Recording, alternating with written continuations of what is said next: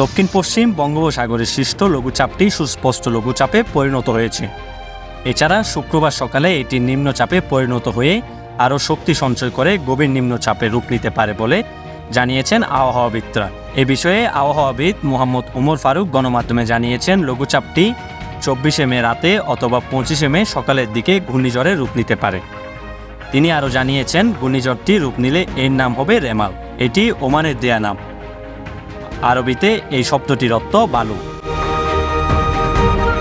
ভারতের আবহাওয়া অধিদপ্তরের ওয়েবসাইটে আবহাওয়া পূর্বাভাস সম্পর্কে বলা হয়েছে, বঙ্গোপসাগরের দক্ষিণ পশ্চিমে ঘূর্ণিঝড়ের প্রভাবে দক্ষিণ পশ্চিম বঙ্গোপসাগর ও এ সংলগ্ন এলাকায় 22 মে যে লঘুচাপটি তৈরি হয়েছে, 24 মে শুক্রবারের মধ্যে বঙ্গোপসাগরে নিম্নচাপে রূপ নিতে পারে।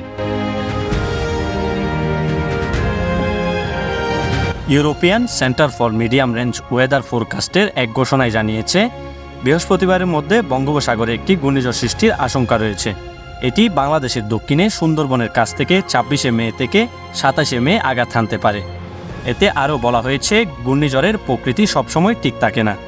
এর গতিপথ ও গতি পরিবর্তিত হতে থাকে। কানাডার সাসকাচুয়ান বিশ্ববিদ্যালয়ের আবহাওয়া বিষয়ে পিএইচডি গবেষক মুস্তাফা কামাল পলাশ ভারতীয় আবহাওয়া অধিদপ্তরের বরাত দিয়ে সম্ভাব্য ঘূর্ণিঝড়টি বাংলাদেশের খুলনা ও বরিশাল উপকূলে আঘাত হানতে পারে এমন মন্তব্য করে স্ট্যাটাস দেন তার ব্যক্তিগত ফেসবুক প্রোফাইলে।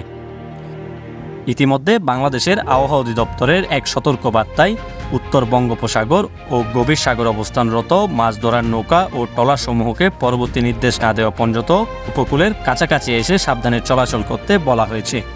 সেই সাথে তাদেরকে গভীর সাগরে বিচরণ না করতে বলা হয়েছে। মিশুগুপ্ত, সিসিএন।